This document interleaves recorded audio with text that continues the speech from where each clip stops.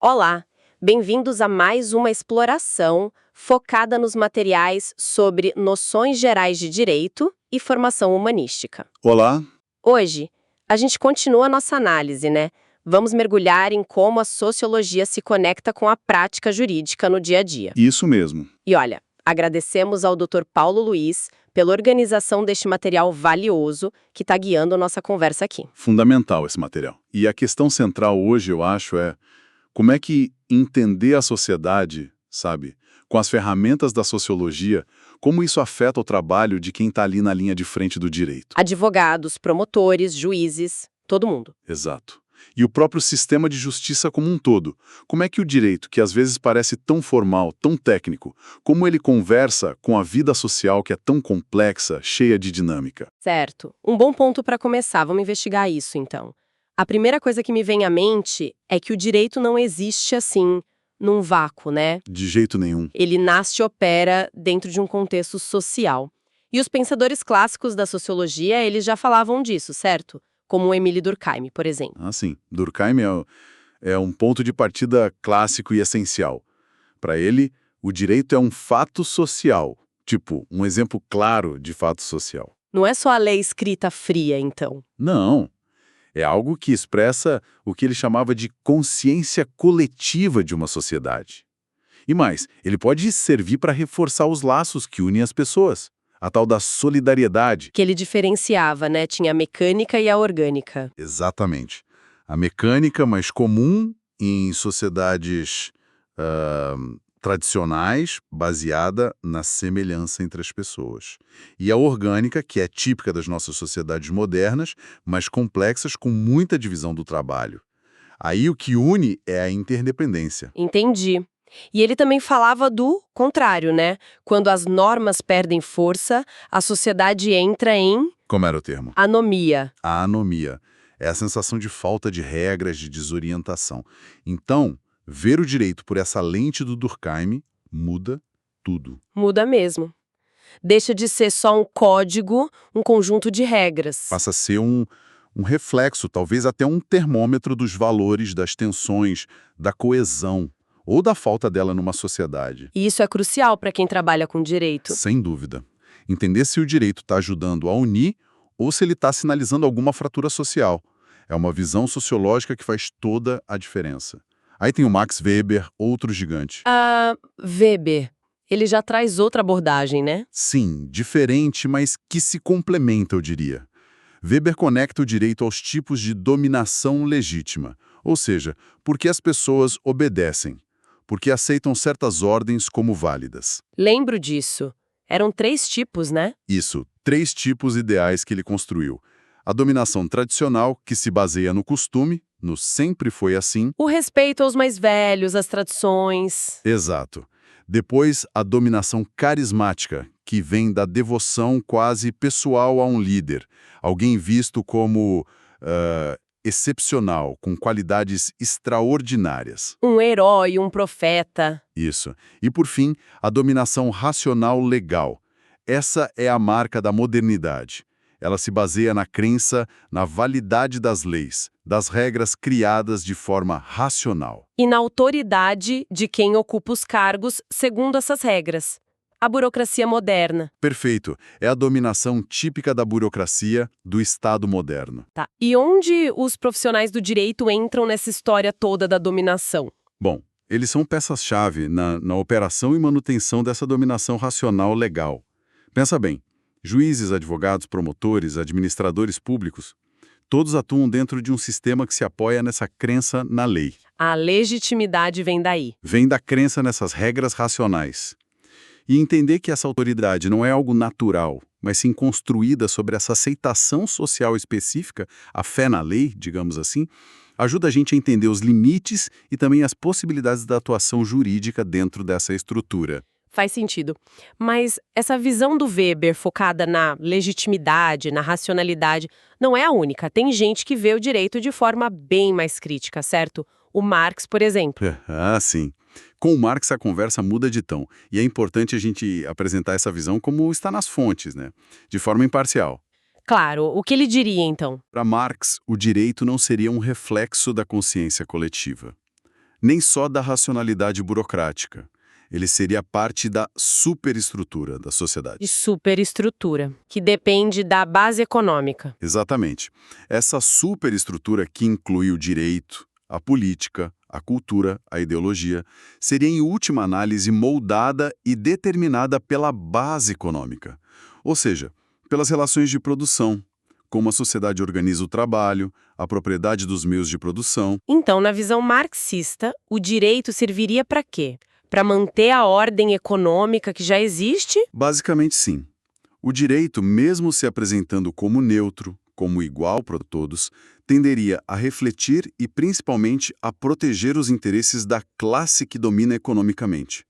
Seria um instrumento para legitimar e reproduzir as desigualdades do capitalismo. Isso bate de frente com a ideia de um direito imparcial. Totalmente. Coloca o direito bem no centro dos conflitos de classe.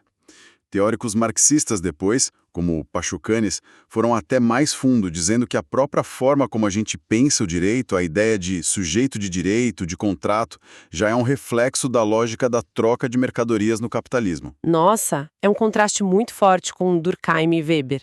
E as teorias mais recentes, como elas lidam com essa relação entre direito e sociedade? O material menciona o Niklas Luhmann. Ele propõe algo bem diferente, né? Muito diferente. Luhmann é o cara da teoria dos sistemas sociais. Ele via a sociedade moderna como algo extremamente complexo, diferenciado em vários subsistemas. A economia, a política, a ciência, a arte, a religião. E o direito como um desses sistemas. Exato. O direito seria mais um desses subsistemas funcionais, e cada um operaria com base num código binário próprio. A economia com pagar, não pagar, a ciência com verdadeiro, falso. E o direito? Com lícito e ilícito. E o ponto-chave de Luhmann é que esses sistemas funcionam de maneira autopoiética. Autopoiética, o que isso quer dizer na prática para o direito? Meio complicado esse termo. Parece complicado, mas a ideia é que o sistema jurídico se reproduz a partir dele mesmo. Quer dizer, a partir dos seus próprios elementos. Leis, decisões anteriores, doutrina. Ele opera meio que fechado na sua própria lógica interna. Fechado. Como assim? Ele não interage com a sociedade? Ele observa o ambiente social, os outros sistemas, claro, mas ele só consegue processar as informações traduzindo tudo para a sua linguagem, para o seu código. Isso é lícito ou ilícito. Pensa num exemplo. Uma empresa polui um rio. Ok. Um problema ambiental e social grave. Sim, mas o direito para Luhmann não reage diretamente à poluição em si, que é um evento do ambiente. Ele reage à questão: essa poluição é permitida ou proibida pelas leis ambientais? É lícita ou ilícita? Entendi. Mas essa ideia de um sistema tão fechado não parece um pouco distante da realidade? Às vezes a lei muda justamente por causa de pressão social, de movimentos, não? Essa é uma crítica comum. Luhmann responderia que o sistema jurídico pode ser irritado ou perturbado por esses eventos externos, como a pressão social. Mas ele só consegue responder a essa perturbação usando seus próprios mecanismos internos, as suas regras, os seus procedimentos. Então a pressão social precisa ser traduzida. Exato. Precisa virar argumento jurídico, virar projeto de lei, virar a ação na justiça, para que o sistema do direito consiga processar. É uma visão que contrasta muito com Marx, que via o direito mergulhado no conflito social, ou até com Habermas, que vê o direito mais ligado à comunicação, ao debate público. Essa diferença de visão, se o direito é mais separado, como diz Luhmann, ou mais integrado, como Marx ou Habermas sugerem, isso deve ter consequências práticas enormes, imagino. Ah, com certeza. Se o direito é mais fechado, a capacidade dele de responder direto às demandas sociais, ou de ser ele mesmo um motor de mudança social, fica limitada pela sua própria estrutura. Agora, se ele é mais integrado, aí ele vira um campo de batalha político e social fundamental, ou então uma ferramenta-chave para a legitimidade democrática e para o entendimento mútuo. Isso conecta com aquela ideia de relações sociais e relações jurídicas que o material cita, né? Falando do Miguel Reale. Exatamente.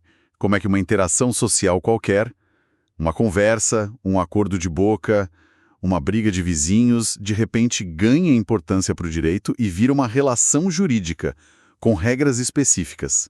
É essa passagem do social para o jurídico que está sempre acontecendo. Faz todo sentido. E essa passagem leva a gente para o nosso segundo ponto importante.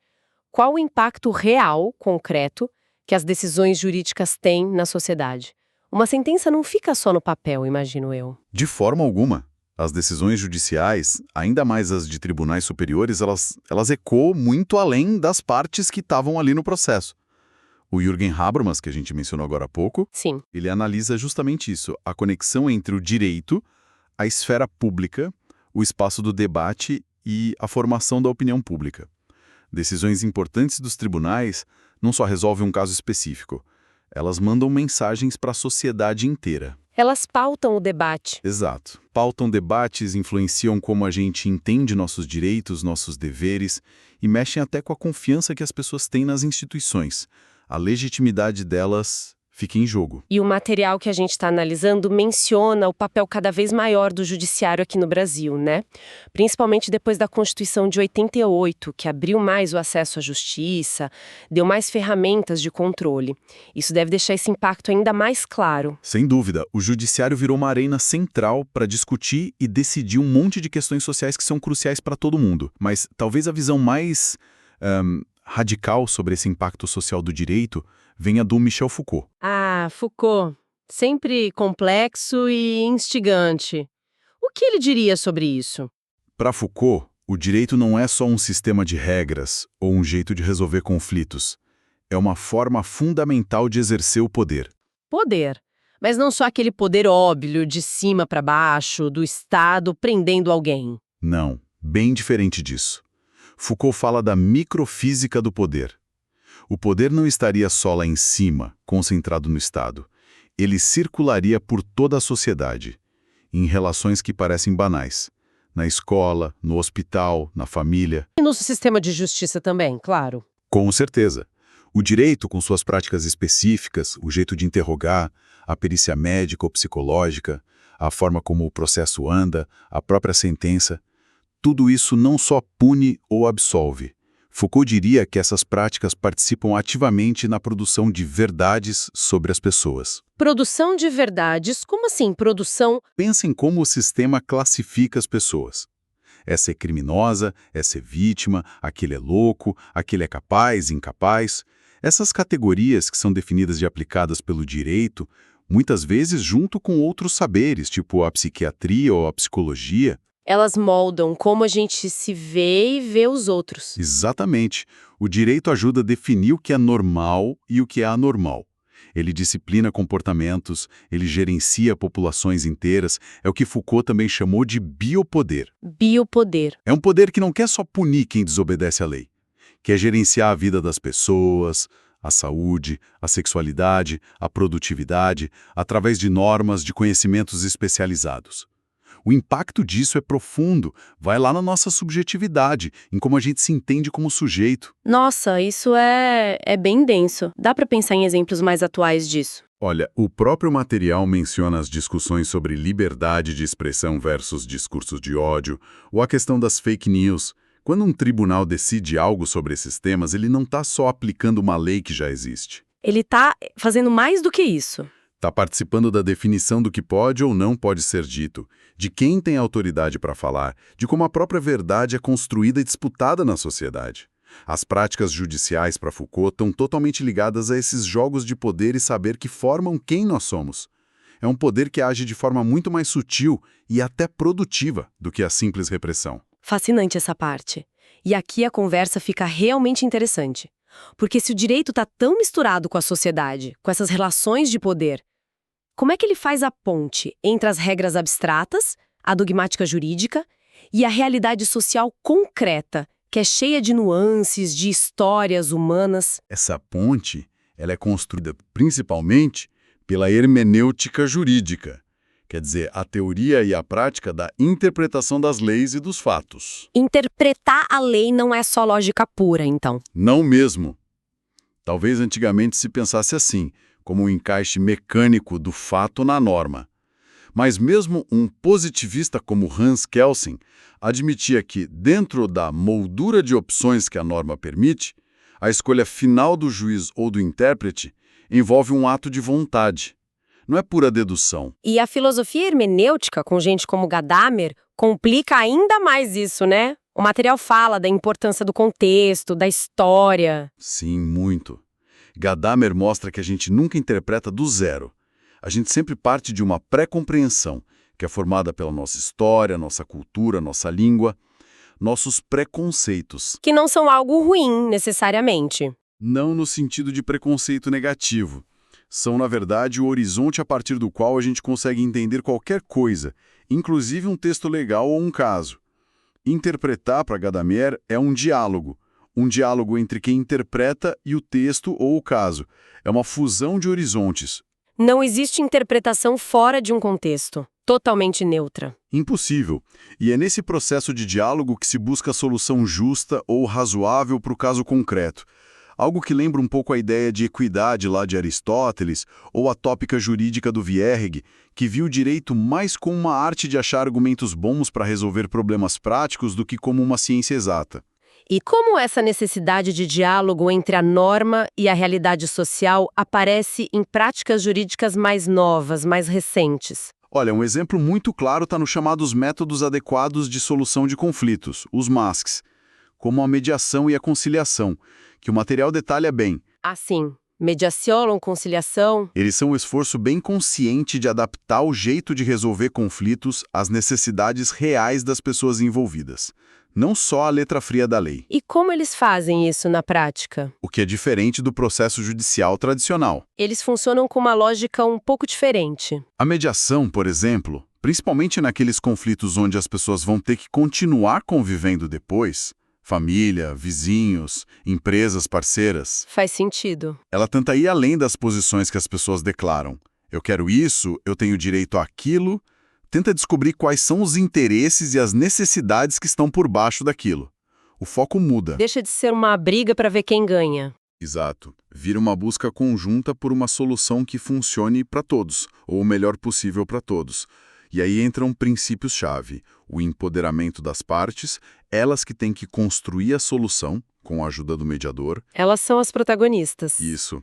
A confidencialidade para criar um ambiente seguro para as pessoas falarem abertamente.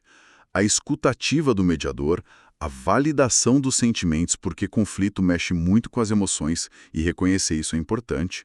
O material de psicologia judiciária também ajuda muito a entender isso, a dinâmica psicológica do conflito, da negociação. E o material até cita exemplos, né, da aplicação desses métodos em tribunais, mostrando que não é só teoria. Sim, mostra que isso já é uma realidade prática em muitos lugares.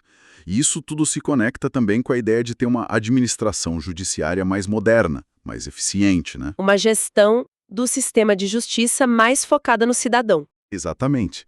Uma gestão que não olha só para número de processo, para prazo, mas que se preocupa com o impacto social do que é decidido, com a efetividade da justiça na vida das pessoas. Incorporar os MASCs, pensar em como facilitar o acesso à justiça de verdade, não só formalmente. Tudo isso mostra que se está entendendo melhor o papel social do judiciário. O material até conecta com a Agenda 2030 da ONU, né? Falando de instituições eficazes. Menciona assim. É um reconhecimento de que a justiça não é um fim em si mesmo. Ela é um meio para tentar construir uma sociedade mais justa, mais pacífica. Ok. Acho que percorremos um caminho bem legal aqui, desde os fundamentos lá na sociologia clássica até essas práticas mais atuais. Se a gente fosse resumir os pontos principais dessa nossa conversa, o que você destacaria? Acho que eu destacaria 3 coisas. Primeiro, a sociologia não é um enfeite, um luxo para o profissional do direito. É ferramenta essencial. Ela dá lentes para a gente entender o contexto social, as dinâmicas de poder, como o sistema funciona, para entender onde e como o direito opera de verdade. Certo? Ponto 1. Ponto 2.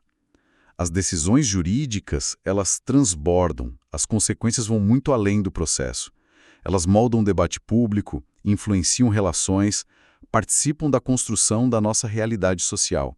É preciso ter consciência desse impacto. Importantíssimo. E o terceiro? E terceiro, existe sempre uma tensão, que eu acho que é criativa, entre a dogmática jurídica, as regras, os princípios formais e a bagunça boa da vida social, a complexidade da realidade.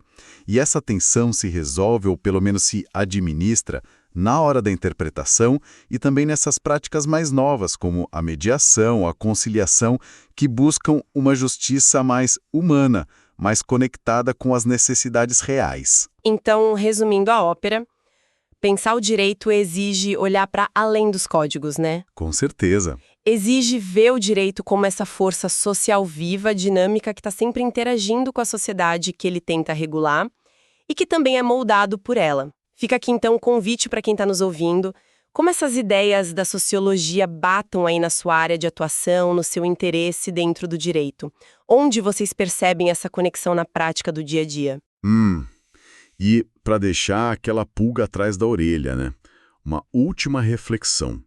Se o direito está tão misturado, assim, com as estruturas sociais, com o poder, como sugerem pensadores tão diferentes como Weber, Marx, Foucault, será que aquela busca por uma justiça totalmente neutra, totalmente objetiva, é realmente possível? Boa pergunta. Ou será que a busca pela justiça sempre, na verdade, uma negociação? Uma negociação complexa dentro dessas realidades sociais, dessas relações de poder. Uma tentativa constante de equilibrar os ideais com o que é concretamente possível. Uma questão fundamental mesmo, que vale a reflexão de cada um. Agradecemos imensamente mais uma vez ao Dr. Paulo Luiz pela curadoria deste material tão rico, tão instigante. Valeu mesmo. E a você que nos ouviu até aqui, se gostou desta análise, a gente convida a curtir o conteúdo e a se inscrever no Juris 360 Lab para não perder nossas próximas explorações. Até lá! Até a próxima!